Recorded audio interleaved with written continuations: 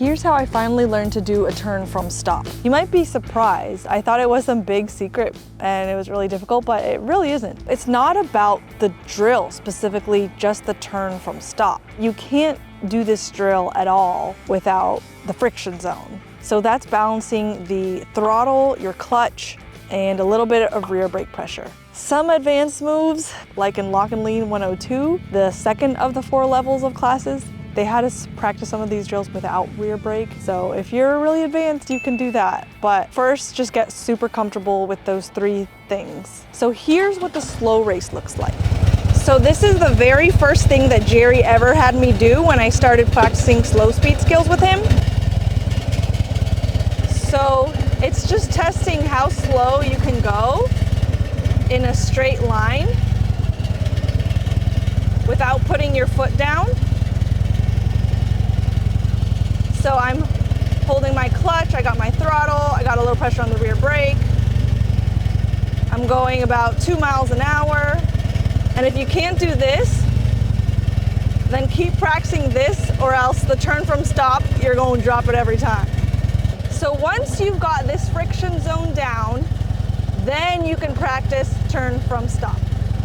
For the record, I'm not a police officer. I just like to train with them because they're amazing riders. How I finally got the turn from stop. I'm not exactly the turn from stop, but practicing friction zone, U-turns, precision skills by myself in this parking lot and with Ride Like a Pro and Lock and Lean courses. And then when they had me do the turn from stop, I realized all of a sudden, oh, I can do it. I'm here at the line, and the goal, this is what MC Rider says on YouTube too. So also an MSF instructor, not just a very obsessive student. The goal is to get your turn within the parking spot. The less space of that parking spot you take, the better. You're gonna start with your right foot on the rear brake. Turning your handlebars to start will help so much. Somehow my body just kind of gets spooked, I guess, I don't know, but I always straighten my handlebars anyways, but I still can make the turn. And before I even start moving, I already give the bike some throttle. That way, when I slowly let out the clutch, the throttle is steady and I'm only gaining speed by letting out the clutch. So that really helps me stay in the friction zone. And that friction zone just keeps the bike from falling over. So if you fall over, maybe you had too much clutch or not enough throttle. Ask me how I know. Hand on the clutch, throttle, rear brake, looking to my path where I'm going. And at least for me, Ben from Lock and Lean told me to lean forward because that really helps me, my body, this bike, and because it's just so big and far away from me, that might help you too.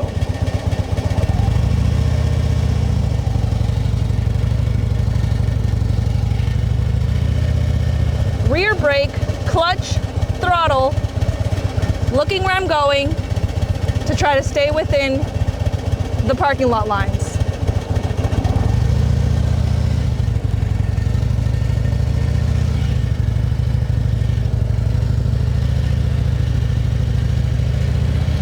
Now let's try going to the left. Same thing. Foot on the rear brake, looking at my path of travel, turning slightly before I go. I'm gonna have throttle before I start moving.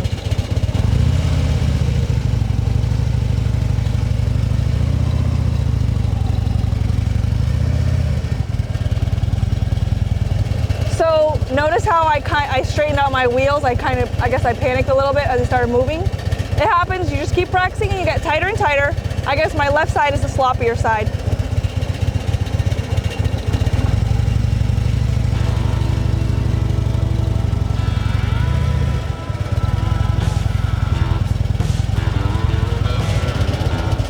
Turn the handlebars, foot on the rear brake, clutch, throttle.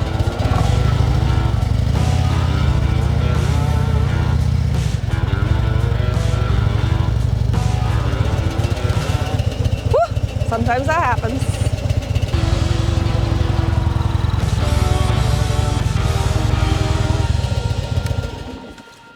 So, is that the best turn from stop you've ever seen in your life? Probably not. I feel pretty comfortable with the turn from stop.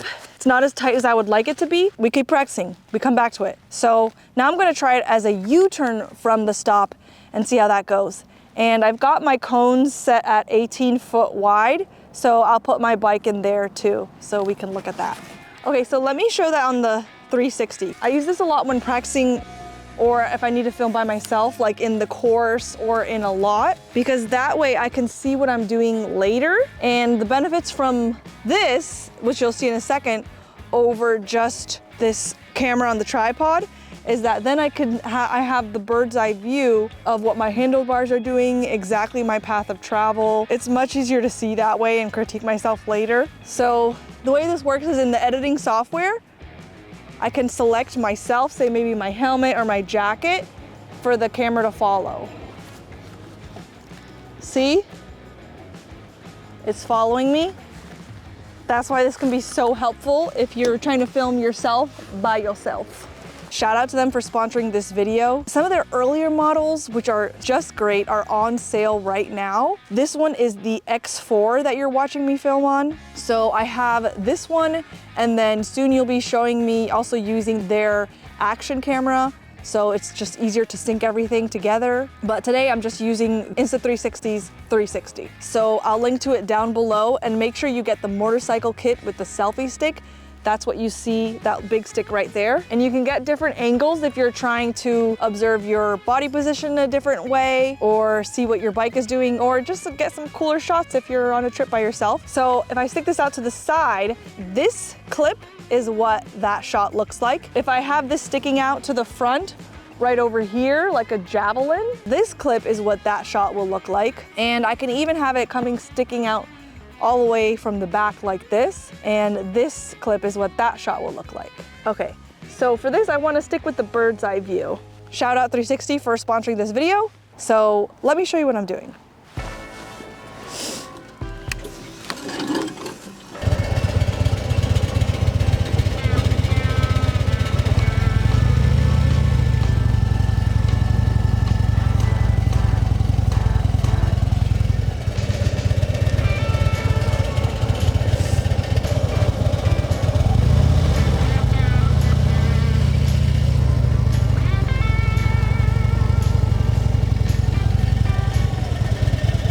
Okay, so we're making about, right now, 20-foot U-turns from stop.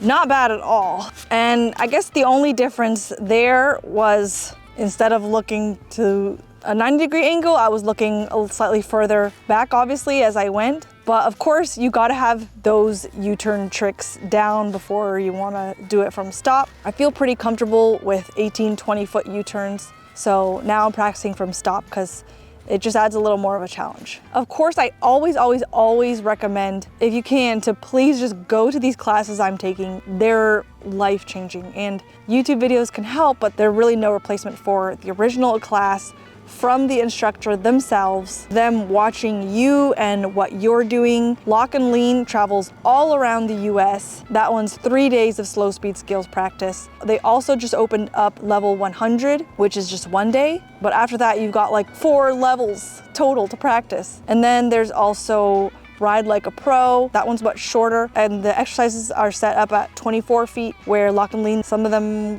go down to 18 feet wide. MSF offers plenty of other slow speed skills classes past the entry-level course. And I know a lot of you say that you don't have time and money to be taking all these courses that I take. I know I'm in a very lucky spot where I do this for my job, so I can take all these courses, which is over 20 courses now that I've taken in the past 9 years of riding. Another thing I've noticed though is that most of these curriculums are not built for people with complex like me. I like big bikes and I cannot lie. Or like some of you that maybe you have joint pain, or you're just getting older and handling heavier bikes is just harder these days. The short rider tricks, they all work really well for handling big bikes. So for those of you, if you could just use me as your tutor for a day before you go to these classes, if you really can't make it to these classes, then as supplementing your own practice, I've decided that I'm going to put all these handling big bike tips that I've learned over the past 10 years of riding and 20 plus riding courses from some of the best instructors in the world and how I've modified it to work on big baggers and also my Triumph Tiger 900. I'm putting it all together in this online video curriculum where you'll have as detailed as I can get, not caring at all about the YouTube retention and algorithm and all that stuff, just trying to give you as much information as I can. It's just so much information, and these YouTube videos, I don't feel like they quite do it justice for any of these courses or any of what I wish I could tell you. But if you're like me and you've struggled to even just take a big, heavy, or tall bike off the kickstand, I'm gonna put all those solutions condensed in an online course for you. I'm still working on it right now. I'm about 1 to 2 months away from launching it, so I'm gonna give you a pre-launch discount. You can get it for 30% off, and that will give you lifetime access to all the videos, including being able to film yourself either with a 360 or with someone on a tripod, and send it to me, and I will see whatever I can and let you know how I can help you and be your Hermione Granger tutor. So that link to the pre-launch will be linked below. Sharp U-turns from stop is super tricky, but if you've got your U-turns down, it's a lot easier. So if you want to just work on your U-turns, check out this video right over here.